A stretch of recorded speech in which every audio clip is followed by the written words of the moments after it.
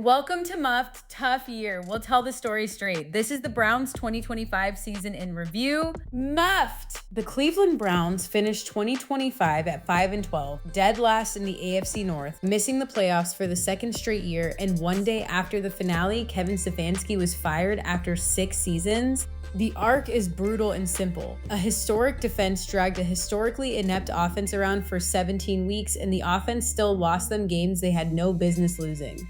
There were moments, a Week 7 31-6 demolition of the Dolphins, a Week 12 road win in Vegas, and a Week 18 walk-off field goal in Cincinnati where Myles Garrett got his record-breaking 23rd sack. Islands in an ocean of 3 points and punt football. The Browns started 13 different quarterbacks under Stefanski, including 2 rookies this year, and rode a stretch of 11 straight games scoring 17 points or fewer. One of the worst offenses of the decade paired with one of the best defenses in football. Cleveland got muffed on one side of the ball and smashed on the other, and the scoreboard usually sided with the muffing. Start with the team-level portrait. The Browns scored 16.4 points per game, 31st in the league, while giving up 22.3, a 6-point nightly deficit that tells you almost everything. The offense finished with a total expected points added, the metric measuring how much each snap improves scoring chances, of -175 through the air and -20 on the ground, putting the passing attack in the 3rd percentile league-wide. The defense posted -71 expected points added allowed through the air and -24 against the run. And remember, on defense, a big negative is elite. Both units landed in the 84th percentile. This wasn't a boom or bust offense, it was just a floor. 10 of their 17 games ended with 17 points or fewer, including a 3-point dud in Chicago in Week 15 and an 8-point showing against the Niners in Week 13. Steady, low, and crushing. Now let's talk about the passing offense, because this is where the season was lost. Cleveland averaged 185 passing yards a game with 16 touchdowns against 24 giveaways and absorbed 51 sacks behind a battered line.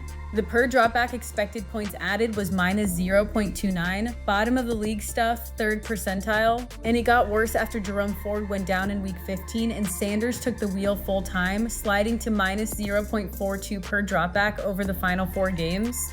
The headline contributor was rookie tight end Harold Fannin Jr., 72 catches, 731 yards, 6 touchdowns on a 22% target share, the only consistent positive in the passing tree. The shape was relentless and unchanging. Rookie quarterbacks, a 33% pressure rate, no margin for error. Now let's dig into the rushing offense, because there's a quiet pulse here. Cleveland ran for 97 yards a game on 4.0 a carry, -0.05 expected points added per carry, 25th percentile, below average but not catastrophic. The story is rookie Quinshon Judkins, 230 carries, 827 yards, 7 scores, and plus 148 rush yards over expected, 148 more yards than an average back would have gained on the same carries. After Ford's Week 15 injury opened up volume, the rushing expected points added actually flipped positive, plus 2.8 over the final 4 games at plus 0.03 per carry. Consistent floor, occasional pop. Judkins' 46-yard touchdown run against Miami in Week 7 essentially launched the only blowout win of the year. The red zone touchdown rate of 16%, 13th percentile has to come up. The runs were there, the finishing wasn't. Next up, the pass defense, and this is where Cleveland smashed. 53 sacks on the year, 94th percentile, top 3 in football, with a 28% pressure rate and -0.13 expected points added allowed per dropback. The Garrett story is the franchise story. 23 sacks, an NFL single-season record, broken in Week 18 on the strip sack of Burrow that sealed it. Steady all year, opponents were held to 1 passing touchdown or fewer in 7 games, and the 3rd down stop rate sat in the 81st percentile. The one wordest takeaways, 16 on the season, just 34th percentile.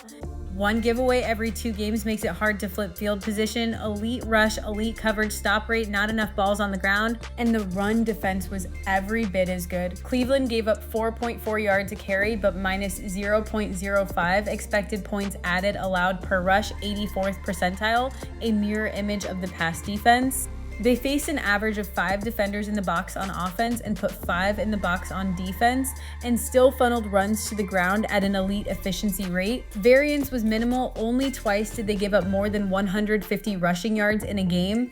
When Jim Schwartz's group was on the field, Cleveland looked like a playoff team. When they walked off, the score told a different story. Muffed! Season MVP is Myles Garrett, full stop, 23 sacks, an NFL single season record on a defense that finished in the 84th percentile against both the pass and the run. What has to get fixed is the passing game's bottom line, minus 175 expected points added through the air, 3rd percentile in the league with 24 giveaways and only 16 touchdowns.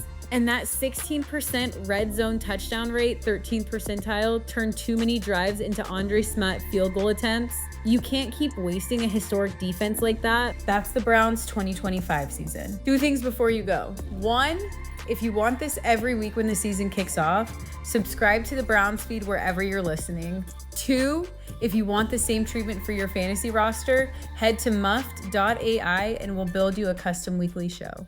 That's the wrap.